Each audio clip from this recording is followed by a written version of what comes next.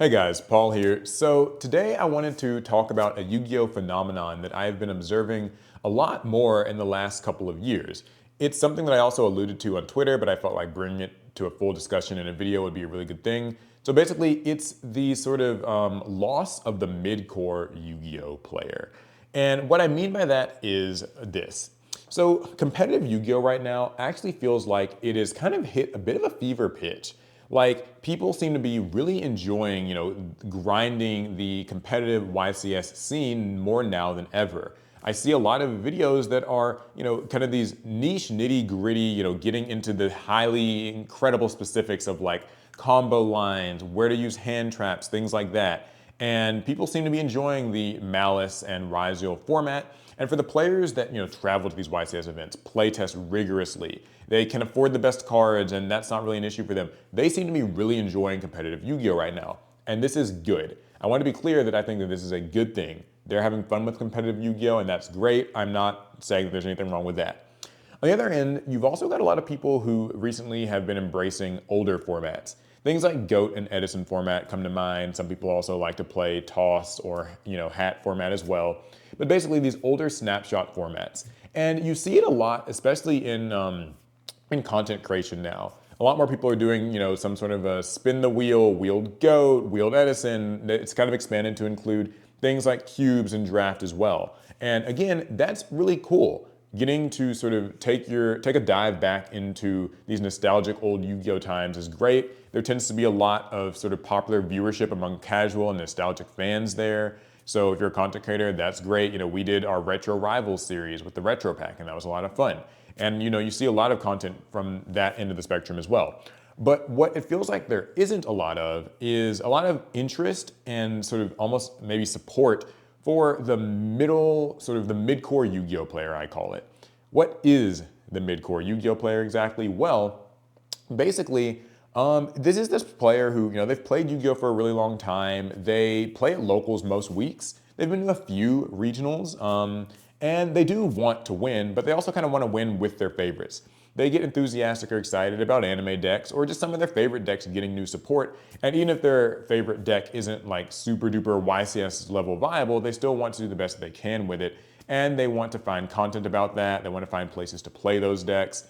And what I'm basically finding is happening is that these players have been sort of neglected a little bit and are now migrating to other card games or just quitting Yu-Gi-Oh in some cases. So this past weekend, we went to Bandai Card Games Fest. It's basically the nationals that they have for all the different Bandai games. That's One Piece, Union Arena, Digimon, Battle Spirits, and I feel like I'm forgetting something else. Dragon Ball, Super, Fusion World. And so basically, like a lot of the people that we met there were really big fans, and that was cool. And they would oftentimes tell us, hey, I'm a really big fan of you guys. I don't like play Yu-Gi-Oh anymore, but I still watch your content. And that's a nice compliment to hear, but it is a little bit worrying because it means that these are players who in some way or another got burned from Yu-Gi-Oh or just disinterested and they migrated to a card game that they maybe feel better suits their needs. So what are these needs exactly? Well, I go to a lot of conventions as it happens, and I go to them almost, I'd say like more than I go to YCS events now. I go to, your New York Comic Cons, your anime expos, DreamCon, stuff like that. I like meeting fans and just other like card game players at these events and talking to them and getting kind of their real lived experiences with Yu-Gi-Oh or whatever else. Like, why did they quit Yu-Gi-Oh? Like, why do they, enjoy my content sometimes, but still like they don't really enjoy playing Yu-Gi-Oh? And some of the reasons that I oftentimes hear are things like getting priced out of the game, the power curve of the game, just kind of leaving their favorite decks behind.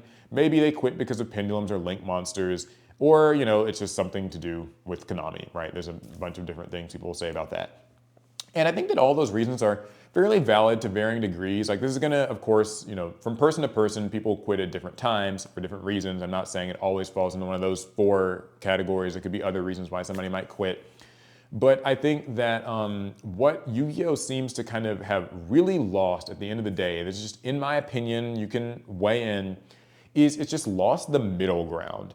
It feels like we are there's no longer space for the player who just wants to play. Here's an example I've been giving, Six Samurai. They recently got support in Rage of the Abyss. And it was some pretty cool support cards, right? A couple new synchros and like other things like that. And they're even going to be getting more support cards in the next couple sets. But the thing is, Six Samurai don't fit into either of the camps that I described earlier. So basically, Six Sams aren't really going to be beating Malice and Ryziel. I know that you can optimistically speak and say like, oh, well, maybe the perfect Six Samurai player can do it. Sure, cool. But I think that for the average player, that it's kind of accepted and known that like Six Sams aren't going to be winning the next YCS. Also though, Six Sams can't be played in Edison format, right? These new Six Samurai cards. So if you're sort of this mid-core player and you're excited about the new support for Six Samurai, or maybe recently Madolche or something like that, what do? Right? Like it feels like less and less content is being made around these decks. Like you don't really see as many deck profiles. There's not really as much enthusiasm for these cards when they come out. A lot of times when people are buying Rage of the Abyss, they're looking for the most expensive cards, right? They're looking to pull a Dominus Impulse or a Molcharmi Fuwalos, the expensive secret rare. And like, I think back and I feel like Yu-Gi-Oh's kind of always been this way to some degree. Like there's always been an expensive $100 secret rare card. So then I think, okay, what's changed now? What's different? And I think what it is this sort of weird late stage Yu-Gi-Oh, I almost want to call it. That was actually a video I wanted to make as well, which is like, people aren't really opening packs to just get cards and trade them. They're opening packs specifically to get the cards they need. There's a lot more, information and knowledge out there. So like decks are optimized out the gate. Oftentimes we kind of know what the best stuff is going to be. And also there's less trading because people are not as interested in buying sealed product and opening it and then like maybe trading some of the ultra rare Mermail or Six Samurai cards or Shark cards that they pulled in Rage of the Abyss. They just want to get their Fuwalos, get their Impulse, and they will buy it if they need to. Or if they are interested in building those other decks I mentioned, they'll just buy the singles for that online. And so there's sort of less trading going on.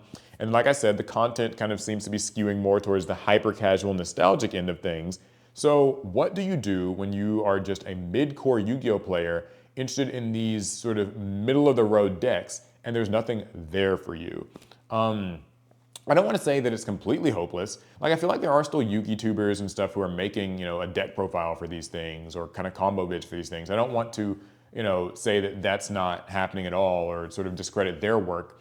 It's just that it seems like some of the buzz around like lots of archetypes getting supported that I felt a few years ago it felt visceral and tangible. It's not there anymore. And it's really tough to describe. And so that's why I'm kind of putting this discussion out there because I think that you guys tend to have a good way with words in the comments. Sometimes people can, better, just better explain kind of like what it is that I feel like I'm seeing. And I wonder if this is something that other people are seeing at their card shops.